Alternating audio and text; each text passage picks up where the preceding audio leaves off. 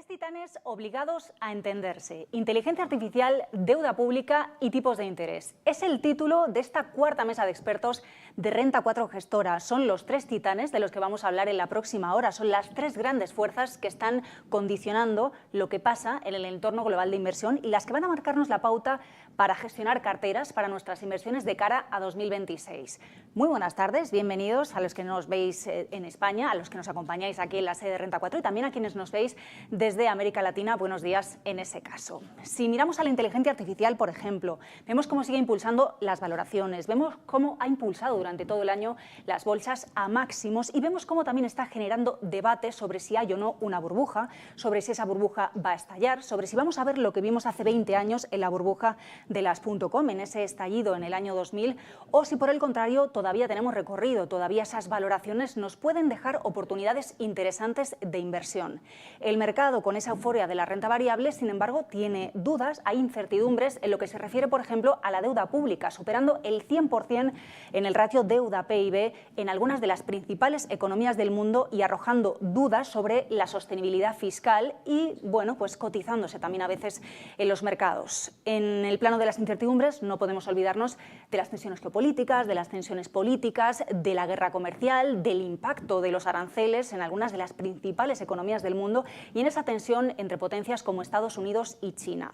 Estas incertidumbres se reflejan en algunos indicadores, en algunos índices, como el índice de codicia, como el VIX, se cotizan también en algunos activos durante este año, como el oro, que acumula una revalorización de más del 50% como activo refugio por excelencia. Estas incertidumbres vamos a ver si afectan o no a las decisiones de política monetaria de los bancos centrales. Tenemos al Banco Central Europeo en modo pausa, en el entorno del 2%, tenemos a la Reserva Federal en Estados Unidos, que quiere seguir marcando recortes de tipos, tan pronto probablemente como la semana que viene va a volver Jerome Powell a reducir el precio del dinero en unos 25 puntos básicos.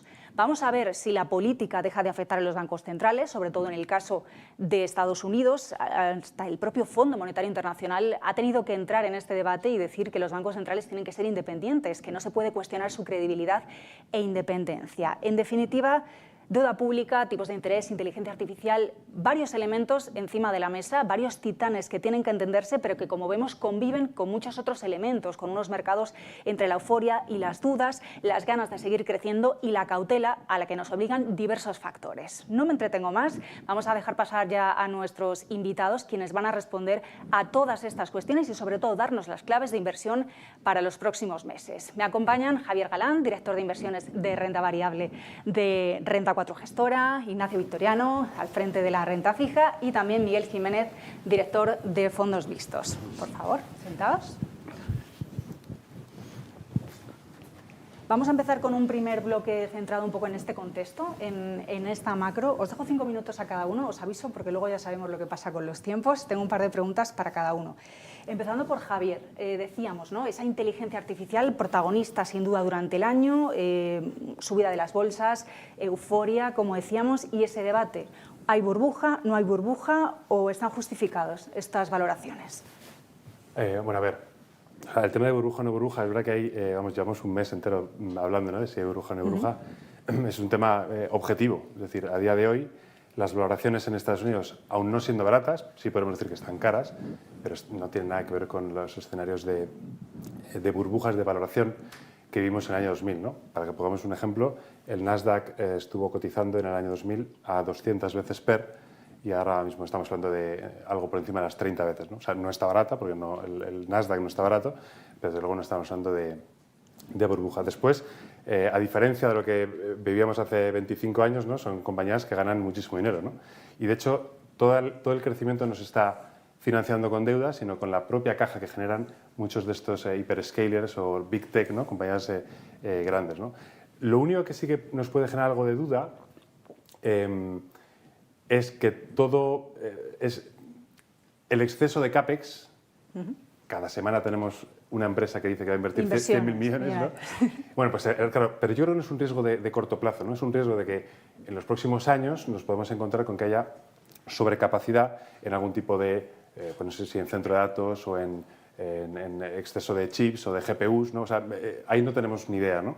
Pero sí sabemos que la inversión son de las grandes compañías, es una carrera que todas ellas quieren mantener, lo han dicho explícitamente, y que eso yo creo que en el corto plazo, en los próximos años, ese CAPEX se va a ir empleando, ¿no? ¿Hay gasolina entonces todavía en inteligencia artificial? ¿Va a seguir creciendo? ¿Tú crees las valoraciones? Yo creo que, o sea, que la parte de inteligencia artificial, eso no va a cambiar. Es decir, es real que Google, Amazon, Microsoft, Meta Platforms, ¿no?, tienen unos planes de inversión de 80.000, 90.000, 100.000 millones al año.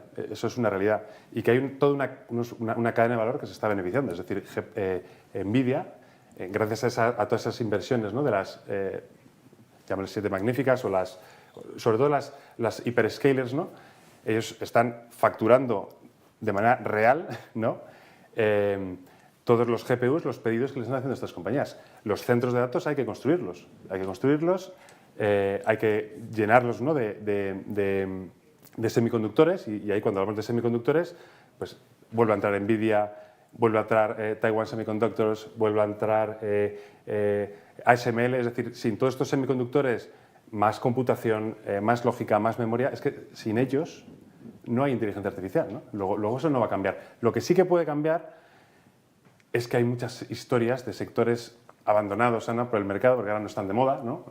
Estoy hablando del sector salud, estoy hablando del sector de consumo estable, alguna compañía industrial, algún nicho industrial, ¿no?, que están absolutamente abandonados y que están cotizando a valoraciones como lo veíamos hace décadas, ¿no? Luego sí que puede haber algo de relevo. Claro, esa era mi pregunta. Me has dicho salud, consumo estable. ¿Esos sectores podrían empezar a coger tracción? Bueno, no va a desaparecer la tecnología, como dices, pero quizás sí dejar espacio un poquito para los que vienen después. Absolutamente. Mira, pongo 2 ejemplos. La semana pasada, resultados de Nestlé, una compañía muy aburrida, ¿no?, muy barata. La acción ha subido un 10%, nada más presentar resultados. Louis Vuitton, otra compañía que estaba como también muy abandonada, pues sí, ese día ha subido un 12%, ¿no? Es decir, compañías que están muy baratas y nada más necesitan un pequeño catalizador, una pequeña mejora, ¿no?, porque los inversores están deseando entrar en estas historias de éxito y de calidad. Vale, bueno, renta variable, viviendo un año excepcional, la bolsa de Estados Unidos, la europea, dentro de estas zonas de máximos históricos, como decíamos, inteligencia artificial impulsando los mercados, pero claro, hay quien dice todo lo que sube puede bajar, hay riesgo a que haya, o miedo a que haya una corrección. Ya sabemos lo que pasa, cuando pues sube la versión al riesgo, los inversores huyen de la bolsa, se refugian en los bonos. Ignacio, deuda americana de Estados Unidos, deuda alemana, ¿cómo estás interpretando este flujo, sobre todo en las últimas semanas? Bueno, yo creo que son flujos normales. Cuando hay unas correcciones en los mercados de renta variable, en los mercados de bolsa, pues sí, suele haber ese efecto de refugio hacia el mercado de bonos, o bien descontando mayores complicaciones en el futuro.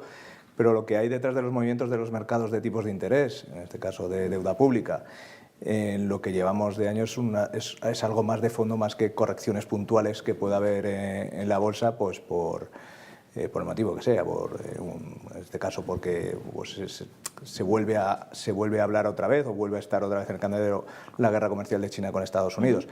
Pero lo que hemos visto a lo largo de los últimos meses y casi durante los últimos años es una entrada muy importante de flujos de dinero en los mercados de deuda pública, en ETFs, en fondos de inversión y en deuda directamente, ¿no?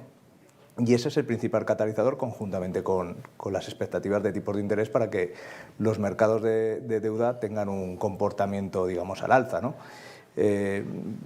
Yo creo que esos factores técnicos son mucho más relevantes que pueda haber una corrección puntual como ha habido la semana pasada. O sea, ¿qué crees que va a seguir esa demanda hacia la deuda pública? Lo que vemos es que tanto en investment grade como en deuda pública, de momento vemos muchísima fortaleza en las subastas de deuda.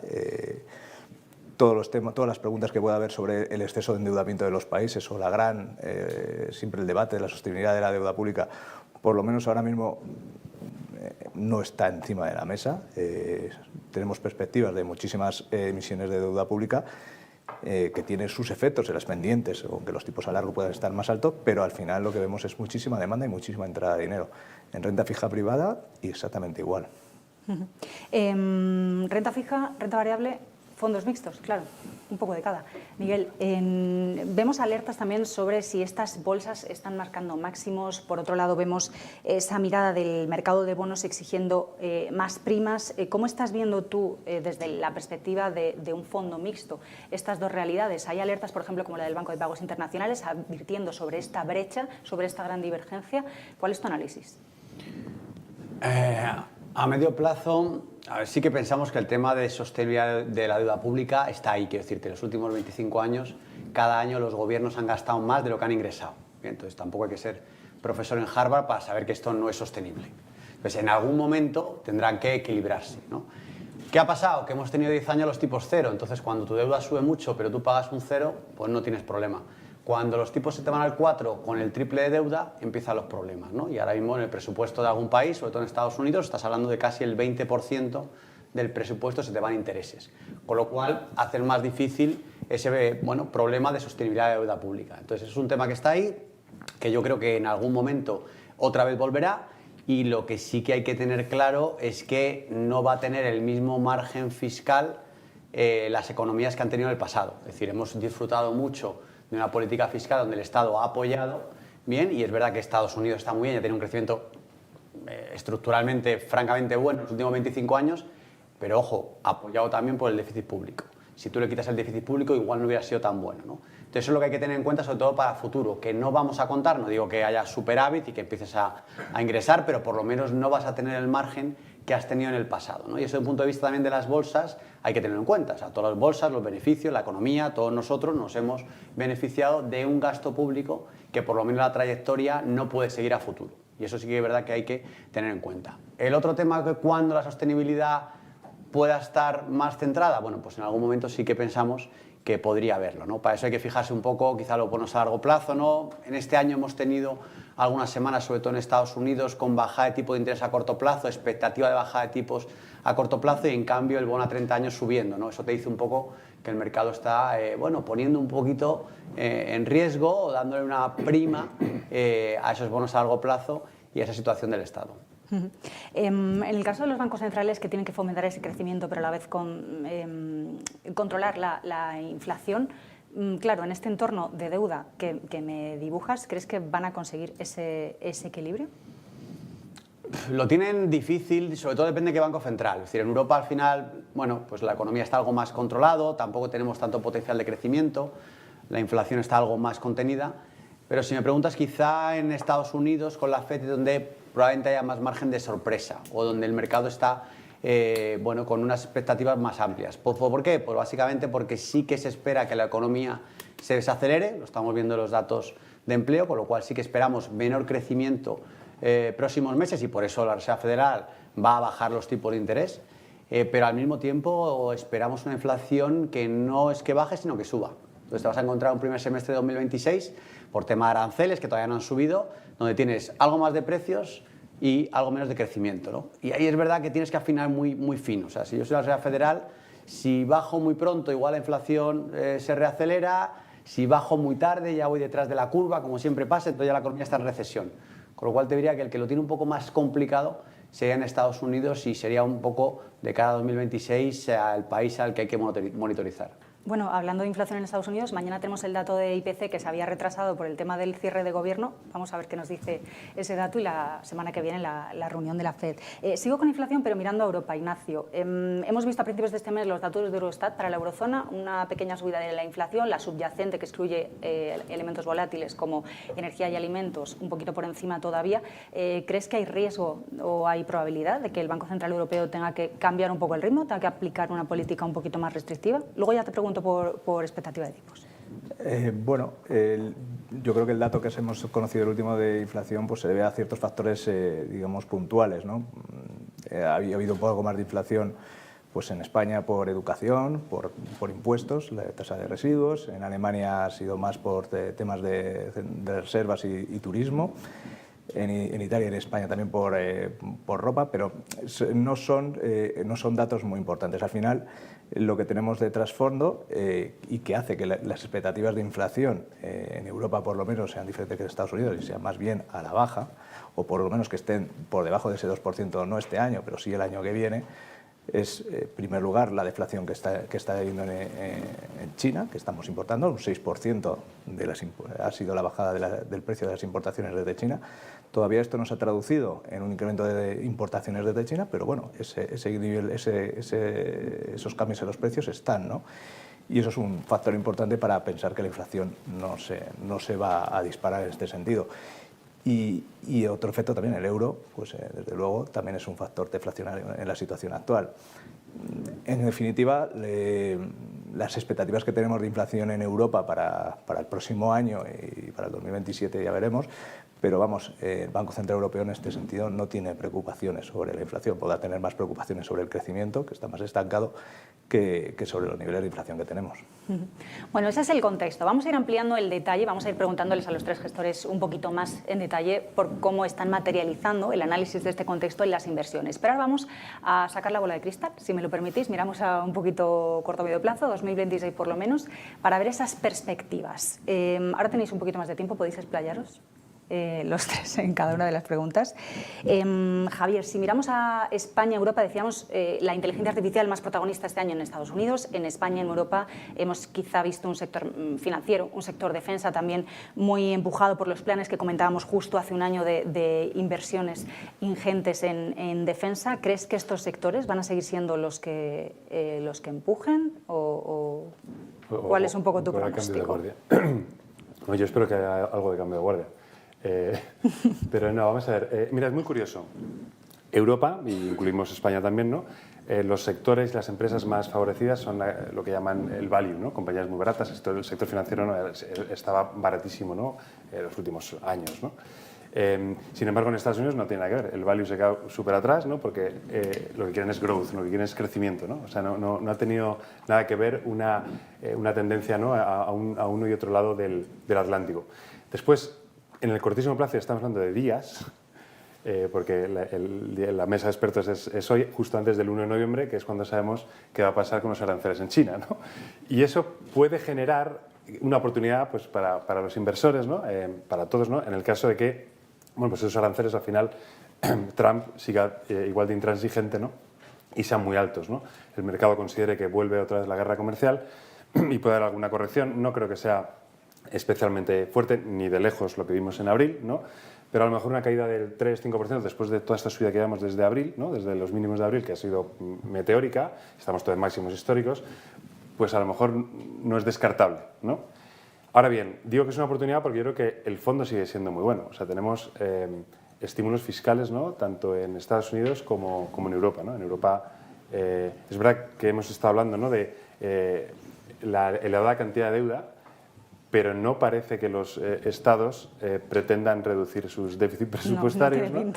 En Europa, además, tienen todo el tema del gasto en defensa, que es clave y que te va a incrementar el déficit presupuestario para todos los países sí o sí, ¿no? Entonces, tienes eso, tema fiscal, ¿no? O sea, expansión por el lado fiscal. Por el lado monetario, bueno, ya hemos comentado, en Estados Unidos acaban de bajar los tipos de interés en septiembre y pretenden bajarlo al menos otras 2 veces, ¿no? Una economía que no crece mucho, pero que está creciendo, ¿no? Y en Europa ya estamos en el 2%, y como bien ha dicho Nacho, si la inflación empieza a estar por debajo del 2%, de manera estable y el crecimiento sigue sin tirar, pues no le va a quedar otra, ¿no?, que bajar ese punto neutral que decimos todos que es ese 2% e intentar ser más expansionista, ¿no? Intentar que la política monetaria sea más expansionista.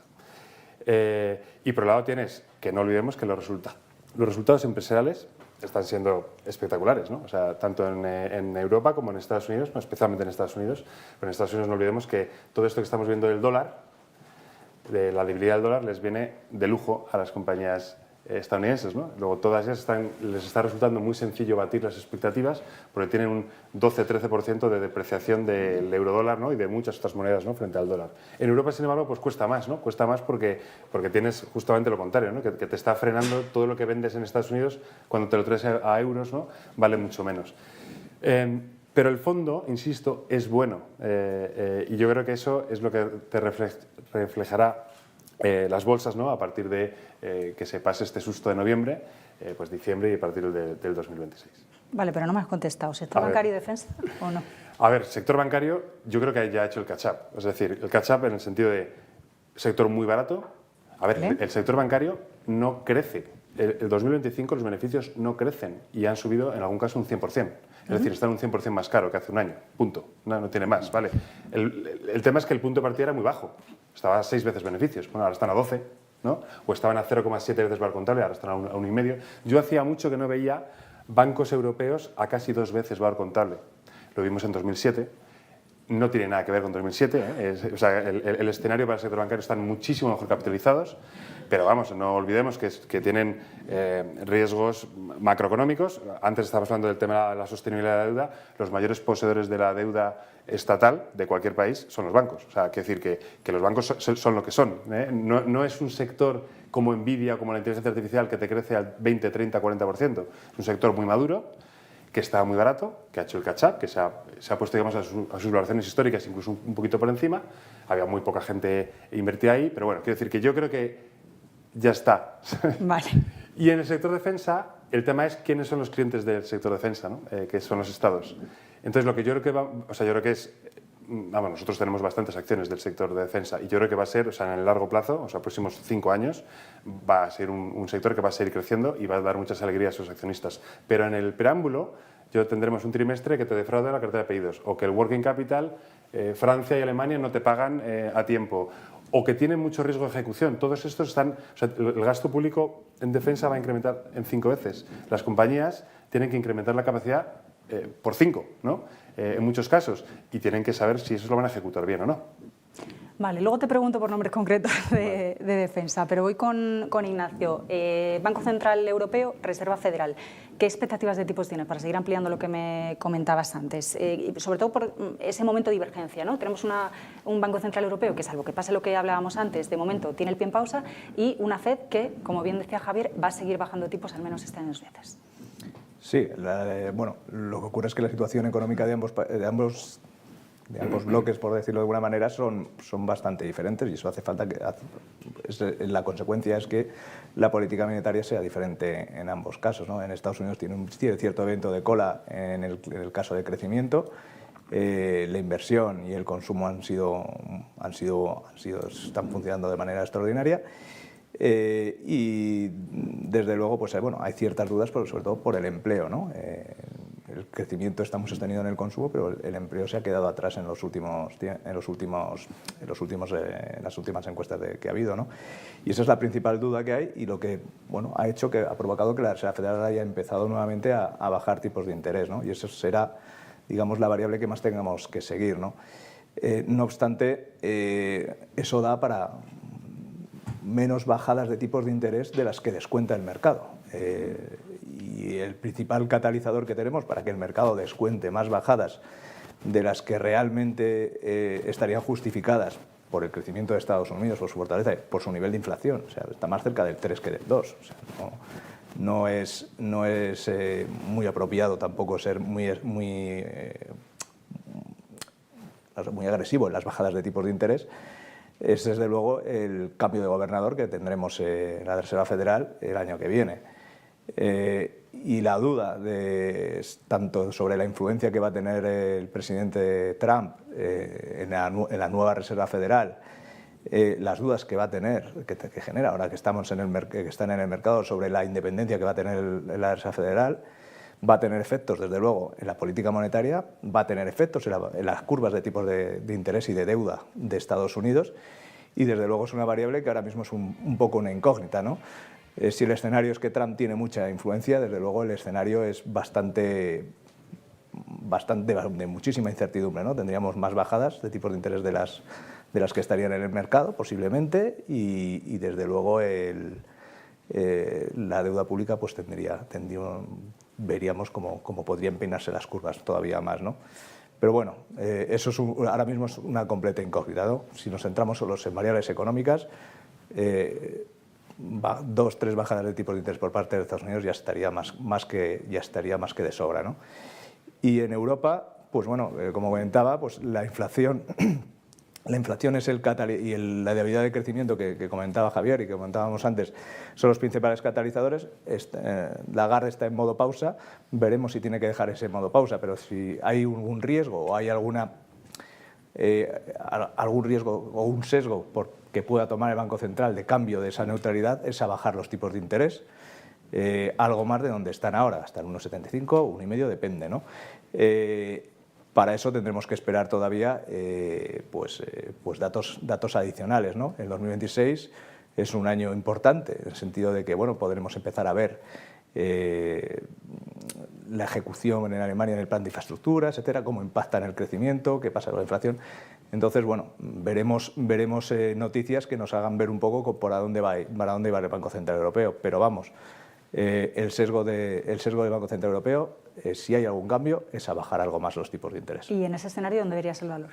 Si se produce, ¿no?, esa bajada más en Europa. Ahora lo que tenemos es que las curvas lo están descontando, nada de pasta, están descontando ese 2% y una pequeña probabilidad de que baje un cuarto más, ¿no? En ese escenario, el escenario actual, la situación es que deberemos aumentar ligeramente las duraciones de las carteras. Porque el escenario central que pueda ser, o podemos considerar, que es que los tipos se quedan al 2%, no nos supone un riesgo alargar las duraciones. Y el escenario posible, con una probabilidad que va en incremento, puede incrementarse, es que baje más los tipos. Y eso es bueno para incrementar algo las duraciones. Vale, pues aumentaríamos las duraciones. Muy bien. Miguel, ¿tú cómo lo ves? El 2026, ¿qué te dice tu bola de cristal? ¿Dónde estás encontrando valor de cara a los próximos meses? Pues siguiendo con los inversores conservadores, depende básicamente de los tipos de interés, o sea, no en 2026, siempre, ¿no?, para que el mundo lo sepa. Entonces, si los tipos de interés están más o menos razonables, pues el inversor conservador rentabilizará su dinero de forma apropiada, ¿no? Entonces, ahora nos encontramos en un escenario que no está mal, no es el de hace 2 años, ¿vale?, donde teníamos quizá más oportunidades y por eso hemos tenido, bueno, pues 2 o 3 buenos años en los fondos, pero sí que es verdad que de aquí a futuro, si me preguntas mi cartera que tengo en el fondo Pegasus, tiene una rentabilidad media del 3,5 para un inversor conservador, yo creo que está atractivo, ¿no? Nada que ver con casi la década que nos hemos pasado con tipos prácticamente cero, ¿no? Que ahí es verdad que nos costaba mucho rentabilizar el patrimonio de los inversores conservadores. No estamos en esa situación, afortunadamente, no es la misma que hace 2 años, los tipos a corto han bajado, pero también es verdad que los tipos a largo no han bajado. Entonces, dependiendo que a lo mejor nos interesa alargar un poquito duración. Estamos hablando de renta fija, estamos hablando de préstamo, de bonos, tenemos seguridad bastante, diría, confortable, entonces es verdad que probablemente haya que alargar un poquito y que el préstamo que antes comprábamos a corto plazo igual ahora sea más años, ¿no? Pero que rentabilidades del 3,5, entiendo que para el inversor conservador yo creo que es atractivo. Si es verdad que si alargamos el plazo, alargamos también la solvencia, que no tengamos ninguna duda.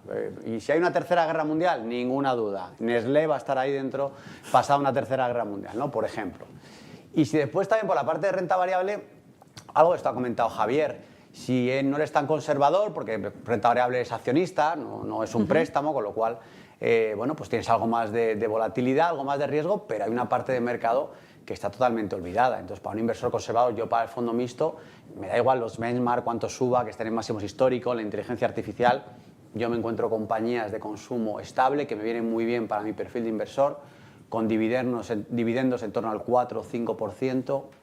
Bien, después de caídas muy importantes, bien, el índice de consumo está bastante por debajo a 2020, bien, es decir, han pasado 5 años, estas compañías ganan más dinero en términos generales y el índice está por debajo, ¿no? Entonces, bueno, te lo encuentras en un punto de vista, yo creo que bastante apropiado, interesante, no subirá tanto como puede subir compañías de tecnología, etcétera, etcétera, pero a un inversor conservador, un 4 o 5% en una acción de primer nivel, que además ha caído mucho, me parece que es hoy bueno, la oportunidad que podemos tener los gestores de fondos mixtos. Vale, muy bien. Vamos muy bien de tiempo. Así que ahora vamos con la parte que más os gusta, la que más os apetece. Dejamos la bola de cristal y nos ponemos un poco en modo TikTok, si os apetece. Tengo 4 preguntas para cada uno, 1 minuto cada pregunta, ¿vale? Y acordaos de hablar directamente a la audiencia, porque esto luego lo vamos a contar en redes para que no se quede en un evento, sino que, bueno, pues vuestros consejos y recomendaciones sigan llegando a los mercados y a diferentes tipos de públicos. Empiezo con la renta variable. Hablábamos antes de defensa, Javier. En España, Indra, la estrella del IBEX 35, subiendo un 150% gracias a exposición al gasto en defensa. Hablábamos del sector bancario, que se ha hecho casi un por dos. Otros sectores, bueno, decíamos, apenas se revalorizan, ¿no?, dentro del IBEX 35. Ya, en lo concreto, próximos meses en España, dame nombres. A ver, efectivamente, o sea, en España el índice bancario sube un 80%, como pesa en torno al 30-40%, o sea, estamos hablando de que casi toda la bolsa, la subida de la bolsa española se explica por un solo sector, que son 5 compañías, ¿no?, del sector bancario. España no es solo los bancos, ¿no? Es decir, en algún momento habrá algo de rotación. Yo no he dicho que los bancos estén mal, simplemente digo que no tiene mucho sentido, ¿no?, que Inditex, con los resultados empresariales que ha tenido, esté bajando en el año, que Viscofan esté bajando en el año, que Puig esté bajando un 20% en el año con beneficios crecientes, CIA Automotive, Vidrala, Amadeus, ¿no? O sea, hay Fluidra, HBX, es decir, hay un gran número de compañías españolas absolutamente olvidadas porque en Europa el mercado se centra en sector bancario y sector defensa, que fenomenal, nosotros en Indra nos hemos beneficiado mucho y lo que tenemos en España también nos hemos beneficiado, pero efectivamente en algún momento la bolsa española no es solo 6 valores, ¿no? Y creo que hay que aprovecharlo. Pasamos a la renta variable europea. Escribías este mes sobre las granolas. 11 compañías europeas globales de gran calidad, con un comportamiento histórico bueno, pero que en los últimos tiempos no estaban teniendo el mejor desempeño. ¿Apostamos por esas compañías ahora o nos quedamos en esos bancos, esas eléctricas, esa defensa? Dime sobre las granolas. O sea, bueno, el tema de las granolas, para los que no lo conozcan, son 11 compañías de gran calidad, ¿no?, europeas, que Goldman Sachs acuñó ese nombre, aunque sea competencia, ¿no?, pero acuñó ese nombre porque eran unas 11 compañías, como digo, de mucha calidad, Nestlé, Sanofi, SAP, ASML, Louis Vuitton, ¿no?, por decir algunas, que habían conseguido batir no solo a la bolsa europea, por mucho, sino que también al propio S&P 500, ¿no?, en los últimos 25 años, ¿no? Bueno, pues estas compañías que siguen siendo igual de calidad, de hecho, ganan un 20% más, 25% más que hace 3 años y, sin embargo, las cotizaciones están planas, ¿no? No se han revalorizado nada en los últimos 3 años, a pesar de que sus beneficios son un 25% superiores, ¿no? Luego, yo sí que creo que no sé en qué momento, no sé si será en 2026 o en qué año será, pero en algún momento el mercado, ya sabemos que los beneficios son lo que guían las cotizaciones, ¿no? Si los beneficios siguen siendo crecientes, al final el mercado lo tendrá que aplaudir y lo tendrá que favorecer, ¿no?, con revalorizaciones, ¿no? No solamente son esas 11 compañías, sino todo el sector, digamos, de calidad, o todas las compañías de calidad en Europa, pues están pasando pues, de 3-4 años, pues, a ver, mal, no, suben, pero suben mucho menos, ¿no?, que el sector bancario, que el sector eléctrico, o que el sector de defensa o el industrial, ¿no?, o el de seguros, ¿no? Entonces se quedan un poco atrás, ¿no? Y eso pues te frustra un poco, ¿no? Pero es muy posible, ¿no?, que no quede mucho tiempo, ¿no?, por los últimos movimientos que estamos viendo, que empiece a haber esa rotación que estamos deseando todos, ¿no?, de que las compañías de calidad empiecen a retomar pues esa tendencia que ya te lo está guiando, ¿no?, sus propios beneficios. Venga, cruzamos el charco. En Estados Unidos hablamos de la IA, de si hay burbuja o no hay burbuja, pero más allá de la inteligencia artificial, ¿con qué nombres te quedas en el mercado estadounidense? Más nombres. A ver, nosotros partimos de la base que inteligencia artificial nos encanta y los nombres, muchos de los nombres, ¿no?, que engloban o que agrupan, ¿no?, compañías de la inteligencia artificial que nosotros tenemos en cartera y vamos a seguir manteniendo, ¿no? Alphabet no vamos a vender ni una, Microsoft tampoco, Meta Platforms, Amazon, ¿no?, por decir algunas, pero tampoco Nvidia, tampoco Broadcom, tampoco Lam Research, o sea, compañías de semiconductores, ¿no?, de diseño de semiconductores como Cadence Systems, ¿no?, o sea, compañías que están, como digo, en todo ese vertical, ¿no?, de la inteligencia artificial, y que no hay inteligencia artificial si no están estas compañías de por medio, ¿no? Luego eso tendremos en torno al 40% de la cartera invertido en esta temática, que es básicamente toda la tecnología importante de Estados Unidos. Pero como hemos comentado en esta mesa de expertos, ¿no?, hay sectores absolutamente olvidados, y en Estados Unidos también, ¿no? Sector consumo estable, y aquí hablamos de Colgate, de Procter & Gamble, de Coca-Cola, por decir algunos nombres que tenemos en cartera, que nos parece que están, bueno, pues, a unas valoraciones que no veíamos desde hace más de una década, ¿no? Tenemos compañías del sector salud, Merck, Johnson & Johnson, Thermo Fisher, Danaher, igual pues también bastante olvidadas y que bueno, pues son muy defensivas, no suben porque son muy defensivas. Bueno, pues ya subirán y en el caso de que venga una corrección, pues lo van a hacer mucho mejor, ¿no? Son compañías que lo han hecho siempre muy bien en el largo plazo. Así que bueno, pues esas son las ideas un poco que mezclo, ¿no? Vale, y en el escenario global, ¿no? Por preguntarte también por regiones, por activos, ¿con qué perfil de riesgo? Bueno, a ver, yo ahí lo que digo, pues es verdad que nos preguntan mucho, porque como todo está que si estamos en burbuja, ¿no? Pues, y la bolsa ha subido mucho, pues da un poco de vértigo, ¿no? Y yo sí que diría que, efectivamente, que hay muchos sectores que han subido muchísimo, unos justificadamente y otros menos, pero hay otros muchos sectores que están un 20, un 30, un 40% por debajo de los máximos que tenían, ¿no? O sea, hablamos del sector lujo en Europa, hablamos del sector de consumo estable tanto en Europa como en Estados Unidos, hablamos del sector de petróleo, el sector energético, o sea, hay muchos sectores, el sector de salud, ¿no? Novo Nordisk, Roche, ¿no? Compañías, como digo, que están muy por debajo de los niveles que estaban pues hace 3 años, ¿no? O hace 2 años, ¿no? Luego que por ahí hay mucho potencial, pero no podemos perdernos, ¿no? La idea de que hay un riesgo que no es despreciable, de que la burbuja, que no hay ahora, pero se cree y se forme. Y la única forma que se forme una burbuja es con revalorizaciones de las bolsas de formas sustanciales, ¿no? Luego yo creo que la forma de jugarlo actualmente es seguir con la temática de inteligencia artificial. En el caso de que nos vayamos a hacer un escenario de burbuja, estas compañías van a volar, ¿vale? Como pasó hace 25 años, pero mezclarlo, ¿no? Y conjugarlo, ¿no? con compañías que están ahora no están de moda, nadie las tiene, son muy defensivas. En el caso de que el ciclo económico se te venga para abajo, te van a aguantar muy bien, tienen buena rentabilidad por dividendo, tienen muchísima calidad y tienen buenos dividendos, ¿no? Y yo creo que ahí está, en esa mezcla, ¿no? en esa combinación, pues el éxito para el próximo año. Gracias, Javier.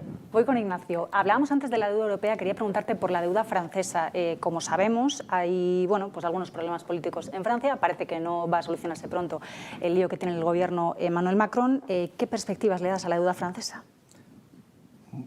Para la deuda francesa, desde luego, hay buenas y malas noticias, ¿no? La mala noticia, desde luego, es que el déficit va a seguir en unos niveles, desde luego, muy elevados y que van a ser difíciles de mantener en el tiempo sin unas reformas importantes que de momento no se ven. No se ven reformas de pensiones, no se ven presupuestos y eso al final pues, va a seguir manteniendo presiones sobre la deuda francesa. De todas maneras, también hay buenas noticias para Francia, ¿no?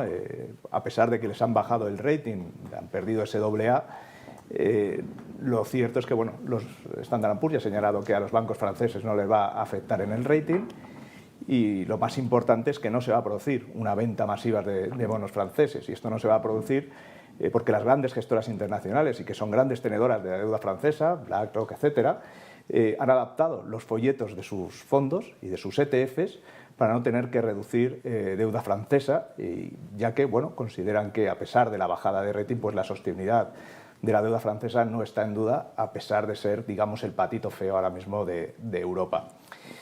No obstante, yo creo que a largo plazo pesa más que va a ser el país con peores datos de déficit y en nuestras carteras, desde luego, la tenemos en un clarísimo infraponderar. De hecho, estamos haciendo posiciones relativas de cortos de deuda francesa frente a otra deuda europea. Concretamente, estamos más compradores de Italia, donde ha alcanzado el superávit primario, es decir, quitando esos intereses de la deuda, Italia está en superávit, ¿no?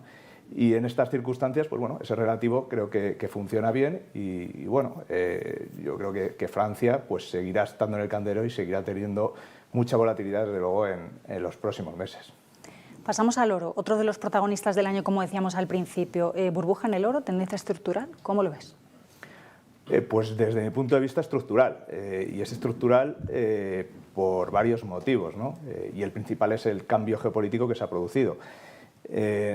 Lo que hemos visto es bancos centrales acumulando oro o haciendo que el oro sea un activo mucho más relevante dentro de las reservas de los bancos centrales. Las expectativas para el año que viene es que los bancos centrales sigan siendo compradores netos de oro y es un activo que bueno, sirve para eso, para acumular reservas. Y se han roto paradigmas que había en el pasado. Hemos visto tipos de interés altos que al final lo que te indican es que bueno, debería haber salido una salida de ese oro hacia deuda pública que te está dando un rendimiento alto y esa correlación se ha roto. Hemos visto tipos altos y el oro seguir subiendo. Hemos visto las bolsas subir, activos reales subiendo y, bueno, y el oro también subiendo, ¿no? También esa correlación no ha habido, ¿no? Y hemos visto el oro subir con el dólar subiendo y con el dólar bajando. Es decir, que la tendencia estructural del oro es al alza. Independientemente de que bueno, la subida ha sido espectacular y bueno, que se puedan producir correcciones o movimientos, desde luego, de que pueda caer temporalmente. Pero a largo plazo, desde luego, parece que la tendencia es alcista. O sea, ¿qué crees que puede seguir sustituyendo la deuda como esa reserva de los bancos centrales? ¿Eso va a continuar?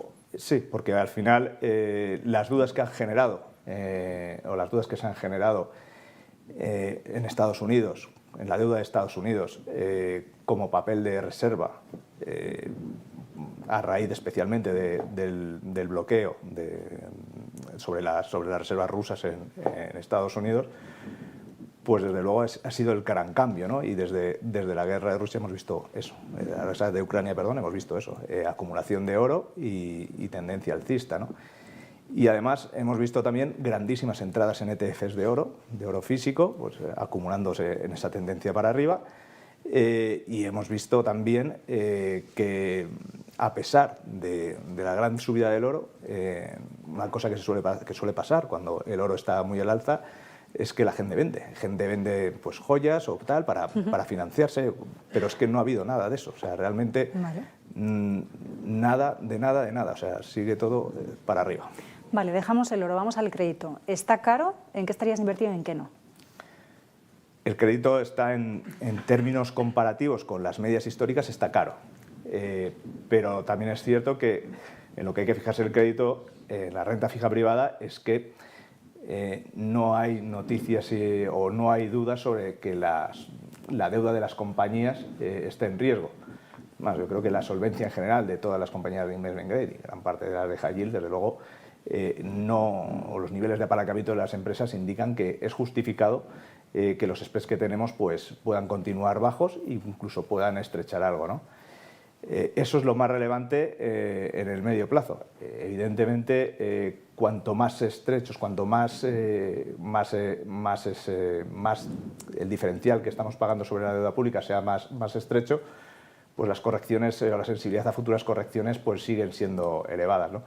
De cara a futuro, nosotros creemos o seguimos siendo constructivos en el crédito. Creemos que el sector financiero en deuda subordinada y el corporativo en híbrido sigue teniendo cierto valor en los tramos más cortos y medios de la curva, y para invertir en los tramos largos de curva en crédito, en el caso del crédito, pues sí que apostaríamos por sectores más defensivos o más anticíclicos, porque realmente esos spreads de crédito pues deberíamos ser un poquito más conservadores para esos tramos largos. Último minuto, deuda pública, mucho todavía por emitir, ¿cómo lo ves? Mucho por emitir y bueno, y en precio también esa perspectiva de que hay mucho por emitir. Este año hemos visto que las curvas de tipos de interés se han empinado muchísimo, poniendo en valor pues eso, que se va a tener que emitir mucha deuda para financiar pues el plan de infraestructura de Alemania, el nuevo gasto en defensa, en Estados Unidos pues la política fiscal tan expansiva que tiene, y eso pues hace que las curvas tengan mucha pendiente. Pero eso está puesto en precio, y nosotros creemos que bueno, por lo menos los tramos largos de la deuda pública empiezan a tener valor y desde luego creemos que no va a haber muchísimo más empinamiento en ese sentido. Por eso, desde mi punto de vista, sí que es recomendable el empezar a tomar posiciones en deuda pública a más largo plazo, a 10, 15 años o incluso más largo, porque la gran corrección o el gran empinamiento de las curvas de deuda yo creo que ya se ha producido. Miguel, hace 2 años veíamos colas al lado del Banco de España, vimos un boom, una demanda de las letras del Tesoro a unos tipos atractivos que ya no están. ¿Qué recomiendas a esos inversores para que reinviertan en este momento sus ganancias? Bueno, lo primero que se me ocurre es Renta 4 Pegasus, que es el fondo que gestiono. O sea, lo primero que diría es que para estos inversores, Renta 4 Pegasus, 70% rentabilidad desde el lanzamiento, 3% neto anual. Bueno, creo que es un fondo perfectamente válido, ventajas que tiene fiscalidad como todos los fondos, diversificación, con lo cual es una alternativa, creo, muy buena. Segundo lugar, bien, más por debajo de esto, pero sí que es verdad que también en línea con lo que estaba diciendo Nacho, alargaría un poquito duraciones. Es verdad que los tipos cortos, bueno, pues han bajado del 4 al 2%, pero no así los tipos largos, ¿no? Entonces me viene a la cabeza, no sé, bonos de la Unión Europea, ¿no? Todavía más solvencia que lo que puede ser una letra del Tesoro, en tanto en cuanto está garantizado por todos los Estados miembros, ¿no? Pues 10-15 años al 3,5%, creo que hay muchos inversores que invirtieron en letras y que a lo mejor estarían contentos de tener un 3,5 todos los años, ¿no? Habida cuenta que además, desde mi punto de vista, no creo que muchos años en Europa veamos tipos superiores al 3,5. Entonces me parece que es una opción bastante atractiva para estos inversores que hace 2 años, bueno, tenían una inversión muy clara y que hoy no la tienen tanto. Vale, en un fondo mixto como el tuyo inviertes en todo tipo de activos. Después de hacer, bueno, pues un recorrido por el mercado, ¿con qué activos más te quedas? ¿Cuál es tu análisis para las recomendaciones? Por la parte de renta fija, pues lo que he dicho, alargar un poquito duraciones, tener bonos que no olvidemos son préstamos, con lo cual el componente de volatilidad no es el mismo que riesgo, siempre cojamos emisores de primer nivel. Y como digo, un 3,5% en emisores de primer nivel o bono de Nestlé a largo plazo me parece que es interesante, ¿no? Al final, el inversor conservador, si tiene que ganar un inversor conservador un 3%, un moderado un 5% y uno rentable un 7, un 8%, bueno, pues por la parte conservadora, estos bonos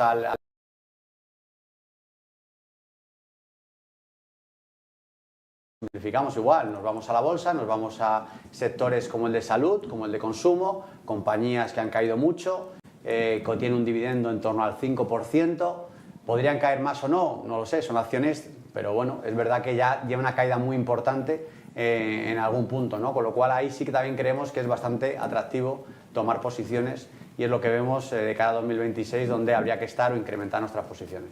Mencionabas salud, consumo, ¿qué acciones te gustan para renta variable? Bueno, pues en salud, alguna hemos comentado, salud es un sector que es verdad que los múltiplos son algo más altos, pero es verdad que nos gusta mucho porque estamos hablando de envejecimiento de la población, compañías líderes, nicho de mercado creciendo, posición competitiva, pues ahí encontramos muchas de salud y no solo salud, si estamos hablando de, no sé, implantes, ¿no? Implantes a nivel mundial, de tema de dental, pues algo que va más. Si estamos hablando de tema, bueno, pues de cataratas, miopía, con, bueno, pues todo el tema láser, todo eso va más. Entonces hay muy buenas compañías, que puede ser Straumann, que puede ser Alcon, que creemos que van a más y que son una oportunidad de inversión. Son compañías buenas, diría que excelentes, que hoy están sufriendo un poquito un constipado, pero que a medio y largo plazo lo veo muy interesante. ¿Y algo de última hora, algún último movimiento, algo que has hecho esta misma semana, últimas inversiones? Bueno, estas últimas semanas hemos comprado, no sé si es todo decirlo que está grabado, hemos empezado a comprar Diageo, ¿vale? Diageo es la compañía, bueno, pues poseedora de marcas de alcohol, como puede ser Johnnie Walker, como puede ser Guinness, como puede ser las principales marcas de tequila. Es algo controvertido en tanto en cuanto va a presentar malos resultados, también lo digo aquí, las perspectivas son malas, ya lo digo aquí, o sea que eso contamos con ello, pero es una compañía que ha caído un 55%. Entonces, cuando queremos valor, vemos una compañía de un sector que no va a crecer mucho, pero tiene una situación competitiva francamente muy buena, ¿no? Al final es muy difícil ponerse a fabricar alcohol. Si me dices qué marca de whisky va a haber dentro de 10 años y se va a ver en Tailandia, te diré que Johnnie Walker, ¿no? Entonces eso tiene un punto muy importante, es un valor muy importante junto con la cadena de distribución y sobre todo no nos olvidemos que ha caído un 50%, ¿no? Que al final el riesgo muchas veces está en el precio, ¿no? Y no porque caiga más hay más riesgo, sino que cuando cae más normalmente hay menos riesgo. Igual que si me compro un piso por 300.000 euros, igual tengo menos riesgo que si me lo compro por 800.000, ¿no? Pues y aplicando un poco esto a la bolsa, pensamos que en caso de Diageo empezar a tomar una posición ahí sabiendo que los resultados van a ser malos, tiene sentido hoy. Bueno, pues muchas gracias a los tres. Hemos cumplido, os habéis ido un poco alguno en los minutos, pero creo que tenemos buenas píldoras para las redes sociales. No sé si tenéis algún apunte más que queráis hacer, algo que os hayáis olvidado, o estamos bien. Habéis hablado de todo. Yo me he vaciado. Bueno, pues con esto concluimos. 3 titanes destinados a entenderse: inteligencia artificial, deuda pública, tipos. Decía Javier, no hay burbuja en la inteligencia artificial, pero ojo, porque a futuro podemos ver sobrecapacidad y vamos a ver qué pasa con eso. Mientras tanto, más allá de la inteligencia artificial en el caso de Estados Unidos o de la defensa y de la banca en Europa, tenemos sectores como el de salud, como el de consumo estable, como el lujo que incluso mencionaban Javier y Miguel, para poder empezar a posicionarnos de cara a 2026. En el plano de los bancos centrales, bueno, pues tenemos menos expectativas de inflación en la eurozona, con un Banco Central Europeo que sigue en pausa. Vamos a ver más problemas, más posibilidades de inflación en Estados Unidos y vamos a ver también qué pasa con ese cambio de gobernador que nos decía Ignacio y vamos a ver qué nivel de influencia va a tener Donald Trump sobre ese nuevo gobernador o gobernadora de la Reserva Federal a la hora de seguir recortando el precio del dinero. Mientras tanto, en renta fija podemos seguir alargando la duración. Y el oro, otro de los activos que mencionábamos protagonistas, nos decía Ignacio, cree que esa subida es estructural y que vamos a seguir viendo subidas en el activo refugio por excelencia. Son algunas de las conclusiones, son muchos más los nombres, los sectores de los que nos han hablado los 3 gestores. Vamos a dejarlo aquí, pero como siempre, esto va a quedar colgado en el canal de YouTube de Renta 4 y podéis volver a consultar todas estas recomendaciones también en las redes sociales de Renta 4. Muchísimas gracias por acompañarnos.